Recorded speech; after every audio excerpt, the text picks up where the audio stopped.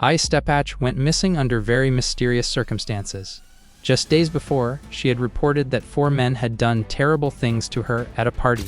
In regards to a missing person named Ebby, I brought my daughter here, who's a friend of hers, and we just started walking around, and I could smell decomposition. So I was just tried to call his phone, and he didn't call me back.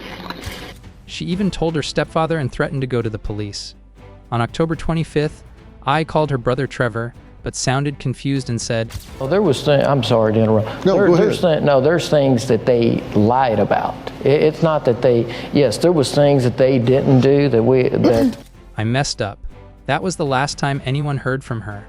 Her abandoned car was found at Showmont Park, but police thought she ran away.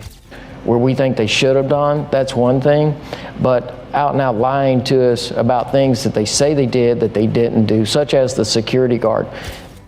Her family searched everywhere, but no one knew where she was.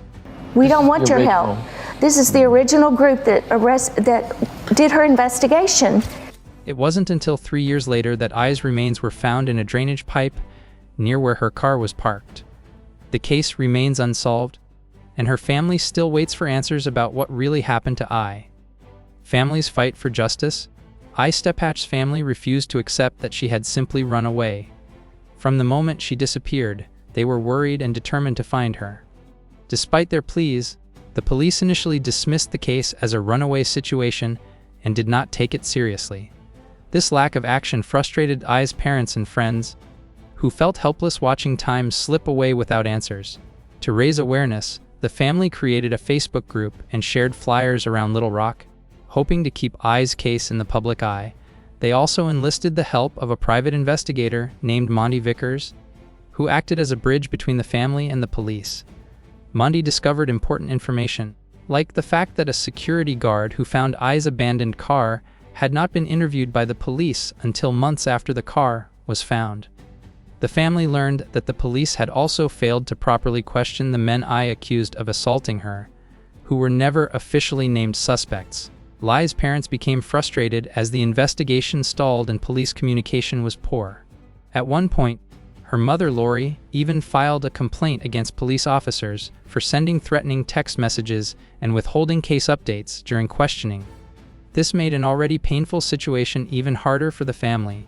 Meanwhile, the community rallied around I's family. A reward of $3,000 was offered for information leading to I's discovery, later increased to $50,000. Billboards and banners appeared across Arkansas, keeping the case visible and reminding people not to forget her. In 2018, nearly 3 years after I's disappearance, the police finally recovered her remains from a drainage pipe close to where her car was abandoned. Though this gave the family some closure, the cause of her death remains officially undisclosed, and the case is still considered an open homicide investigation. I's story brought attention to how missing persons cases, especially involving young women, can sometimes be mishandled. Her family has since worked to improve police procedures, helping to create handbooks for families of missing persons. While their pain remains, they have turned their heartbreak into a mission to protect others from suffering the same fate. Ebby Steppach's family's fight for justice shows the strength and love that drive people to keep searching, even when hope seems lost. Danielle Finlay's tragic murder. Danielle Finlay Jones was a dedicated and loving woman from Australia, born in 1991. Despite her parents' divorce during her childhood, she grew up surrounded by love and became a remarkable person. Danielle worked as a teacher, especially focusing on helping children with special needs, and was deeply involved in her local community. She was also a passionate football player, earning special life membership for her dedication to Ramsgate RSL Football Club. In late 2022, Danielle met Ashley Gaddy on a dating app.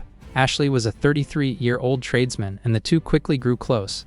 Their relationship seemed promising, with Danielle introducing Ashley to her family and friends, something she had never done with previous boyfriends. However, trouble began when Ashley showed signs of jealousy and anger, especially after a disagreement at a Christmas party in December 2022. Despite attempts to reconcile, their relationship was troubled. On the night of December 18th, after spending time at a friend's house, Ashley and Danielle stayed in a spare room. Early the next afternoon, Danielle's friend found her lying on the floor, covered in bruises and blood, motionless. Danielle had been brutally attacked, and the autopsy confirmed she had been suffocated and struck in the face. Ashley quickly became the prime suspect, as he was the last person seen with Danielle. His fingerprints were found on a window indicating he had fled the scene. Police searched for him and found him hiding in a remote area called Fletcher's Lookout. After hours of negotiation, Ashley was arrested and charged with Danielle's murder. Tragically, it was revealed that Ashley had a long history of violence against women, with 14 prior charges and multiple protection orders. Despite warnings, he was often given leniency by the court, including community service and bail.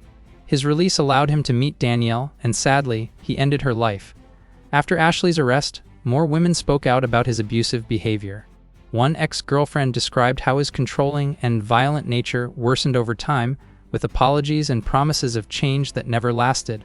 Despite the evidence and history, Ashley never faced a full trial. He was found dead in his prison cell 16 months after his arrest, suspected to have taken his own life.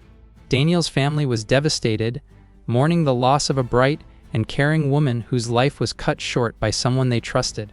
Her story is a heartbreaking reminder of the dangers of domestic violence and the need for justice and protection for victims. Lauren Dunn Astley's killer caught. Lauren Dunn Astley was a kind and talented young woman from Wayland, Massachusetts. Born in 1993, she was loved by her family and friends. Lauren was active in school, playing tennis, singing in choirs, and helping others. She was known for her kindness and bright spirit. After graduating high school in 2011, Lauren planned to go to college and build a future full of hope. Lauren had been in a serious relationship with Nathaniel Fueda, a popular football player she had known since childhood. Though they seemed like a perfect couple, their relationship was full of ups and downs. Over time, Lauren realized Nathaniel was not right for her and ended the relationship in March 2011. Despite the breakup, Nathaniel struggled to accept it and became depressed and jealous. On July 3, 2011, Lauren was last seen leaving work. She planned to meet her friends afterward but never showed up. When Lauren didn't contact anyone, her family and friends grew worried and reported her missing. Her red Jeep was found at Wayland Town Beach with the windows down and her belongings inside. However, Lauren was nowhere to be found. 2 days later, Lauren's body was discovered on a morning ride by a cyclist. She had been stabbed multiple times and strangled with a bungee cord. The police focused their investigation on Nathaniel, the last person known to be with Lauren. When they searched his home, they found bloodstains and other evidence connecting him to the crime, including bungee cords, matching the one used to strangle Lauren.